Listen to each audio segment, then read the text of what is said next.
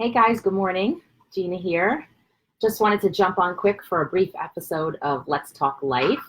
I know I was on yesterday talking about relationships and courage and some other things. We did the daily inspiration. And today's just going to be a brief discussion about vulnerability. I don't know about you, but in my past, vulnerability was one thing that I had always tried to avoid. I was brought up in an environment where being vulnerable was a weakness, and being vulnerable was something that you should never do. You should never talk about your feelings. You should never talk about what's happening with you or what's going on with you. And so for me, coming from that environment and going into all the experiences of life and believing that being vulnerable is a weakness caused me a lot of heartache and pain because I wasn't comfortable sharing. But now, looking back, I feel like it's ridiculous, actually. And so showing vulnerability after creating all of these beliefs based on the experiences that I've had in life, these beliefs around being vulnerable as a weakness, it really became a showstopper for me. There are so many things that I wanted to say and share with others that I didn't, that I held in for a very long time. And it caused me a lot of heartache and pain in my relationship with myself, my relationship with others, family, friendships, at work.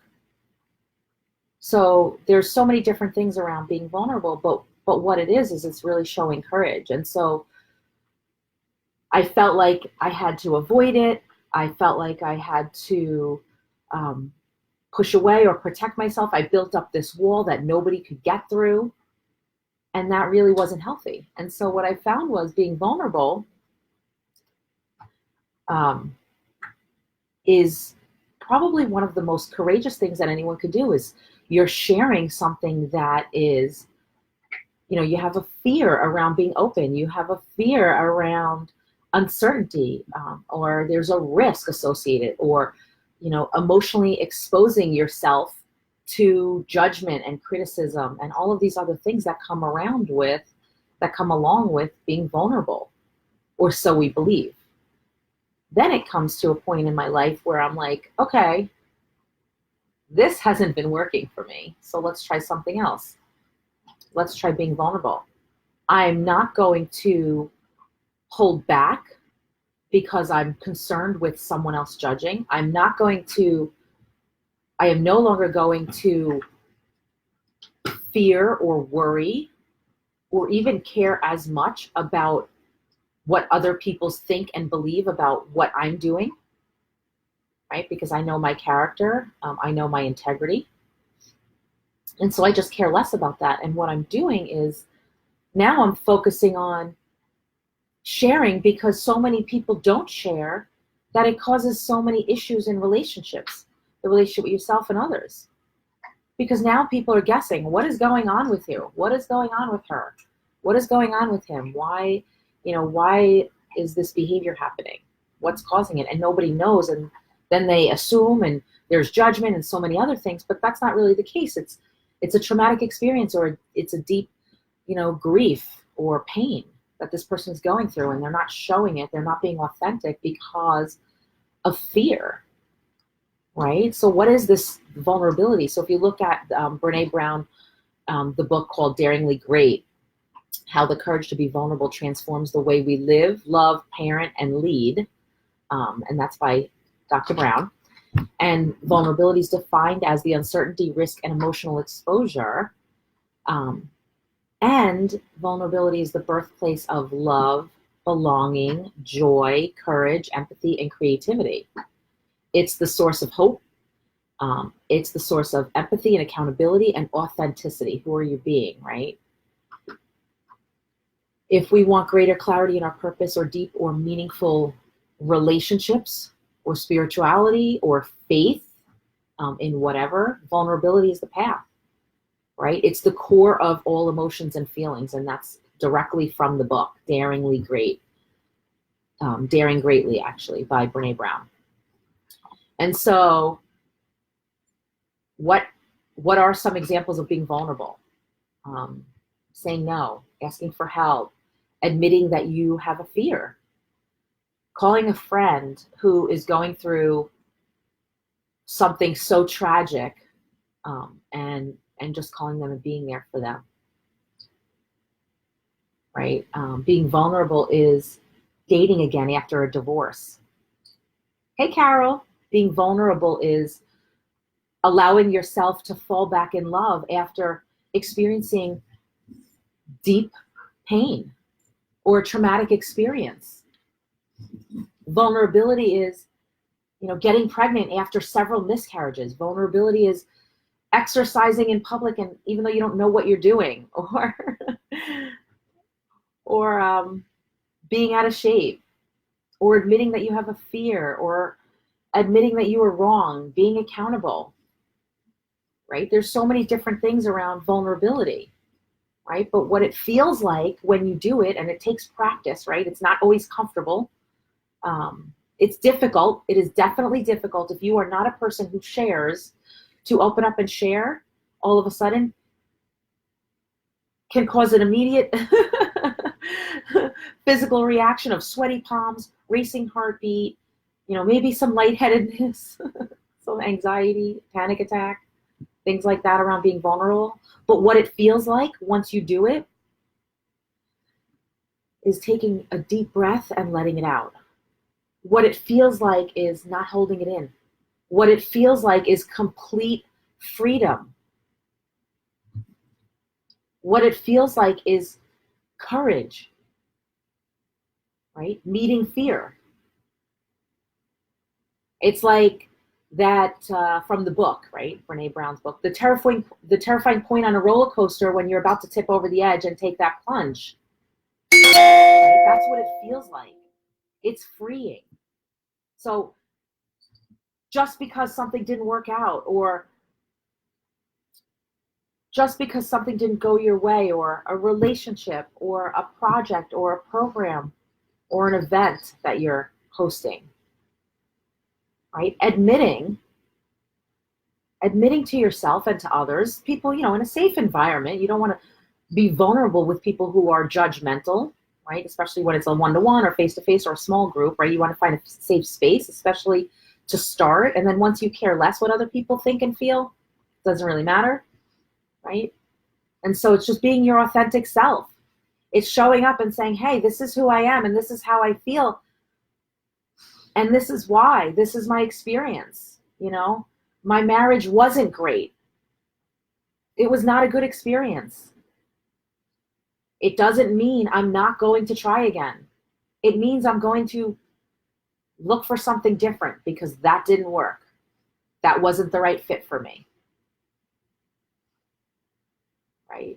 So just because I'm afraid or there's fear, hey, Annette, it doesn't mean you shouldn't take a chance, right? There's calculated risk. There's risk, and then there's calculated risk, right? What's at risk for you if you don't take a chance? What's at risk for you if you let fear and the fear of being vulnerable stop you? Your life is at risk. That's what's at risk, right? It feels awkward and scary to be vulnerable. But once you do it a few times, and it takes a few times, it's practice. It's just like anything else. Once you do it a few times, it's powerful. It's awesome. It's freeing. It's the sigh of relief. It's the weight of the world lifted off your shoulder because you're holding everything in.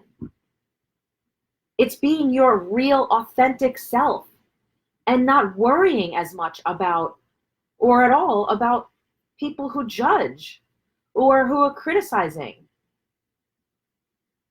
So what? You're always going to find someone to judge and criticize, no matter who you are or where you are. It doesn't matter. Someone will always criticize. And so knowing that, the only thing you have control over is yourself. Be you.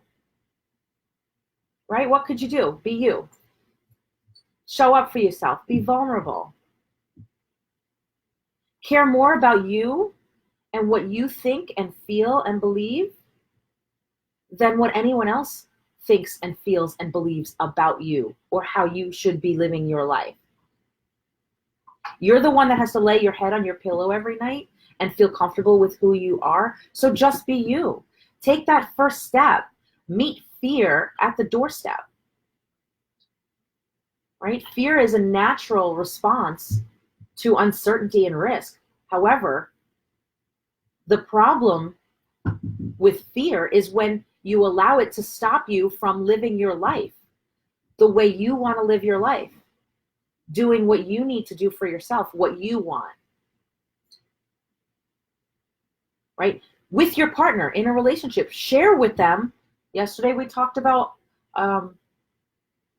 priorities, right? Share with them your priorities. Share with your partner your fears.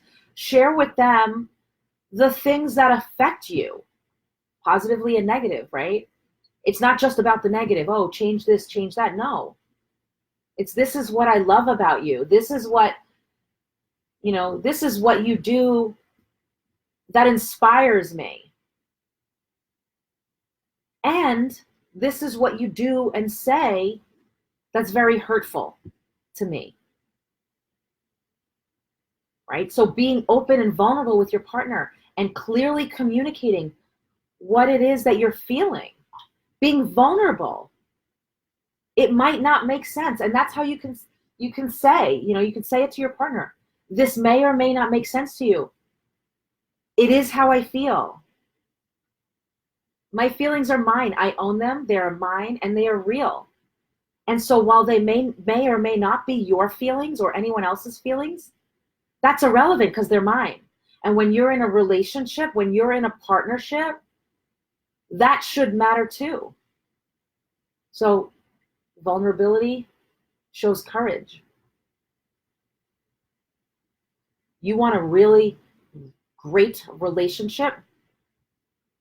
You want an unbreakable bond between you and your partner? Be vulnerable. Communicate. That's the key. Communication, love, respect, trust, right? Those are the things that are important. Don't allow the other person to guess. Avoid that. And you avoid guessing or assuming what the other person is thinking or feeling. Ask them, what's going on with you? I noticed, there's a different energy about you, or your tone or your demeanor, or the way you're speaking to me. It feels harsh. It feels unkind. Or simply it sucks. It just sucks. It really hurts, right? Whatever it is that you need to say it. But make sure you're intentional about what you say and how you say it. Because the other person needs to hear your message. In order for a step forward to take place, the other person needs to hear your message.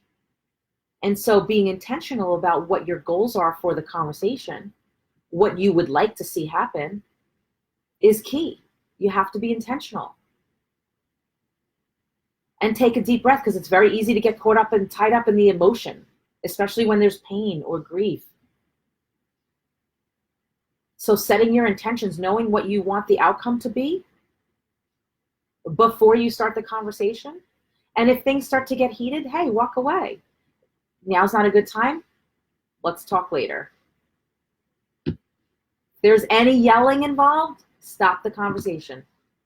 The second someone starts yelling, the wall goes up, nobody's listening. They're yelling at themselves, really. It's like talking at somebody. Nobody's listening. Really, nobody's listening to try to understand, to try to overcome the issue. It's making things worse. So being vulnerable, sharing your feelings in a way that someone wants to listen. Asking them, I have something that's bothering me. When can we talk about it? It's important. And then telling them, not you do this, you do that, how dare you? No, who wants to be pointed at? I want to give you an example of how I feel and why I feel this way. You know, last week when you said X, Y, and Z, whatever it is, that was hurtful. I don't believe that you meant it to be hurtful, but it was still hurtful. And it feels like you didn't really care, and that sucks. I can promise you more times than not, if it's at least a healthy relationship or some sort of a healthy relationship, that's not the intention of the person you're with. Or I would hope that it's not the intention, that the person you're with is intentionally trying to hurt you. And if there's intentional hurt, then you need to reconsider your relationship. If you would like to have a healthy relationship. When there's intentional hurt, that's a showstopper. Game changer, gotta go. Try to work it out if you really care. If not, it's time to go. Walk away. Because anyone who's intentional in hurting anyone else doesn't necessarily belong in your life. So thanks for joining. I hope you guys have a great day. If you know somebody who could use to hear this message about being vulnerable and the courage it takes to do it and the feeling of freedom afterwards, please share this message with them or tag them or let them know. They can reach out to me. I'd be happy to have a conversation with them about how to be vulnerable and talk through some things that they can do in their relationship to take that first step forward, to decide whether they're going to save it or walk away, right? Because it's all about you. You get one life. How do you want to live it? And who do you want to live it with? You have a choice. So make the choice, but be intentional about what it is that you want. And make sure that you're doing whatever it takes within reason to get there, to help yourselves get there. It's not easy. Relationships and communication is not easy. But when you build a solid foundation, a partnership, a true partnership, it's unbreakable. I know, I'm living it. My relationship is unbreakable. And it took me being vulnerable and sharing and encouraging my partner to share and be open and vulnerable. And it wasn't easy. But we both agree that it's worth it. It's amazing. And I'm very fortunate. And it took me a lot for me personally to get here and for him as well. But it's amazing and it's worth it, and I wouldn't change a thing. So decide what you want and the how will show up. Just be open to it. Have a great day.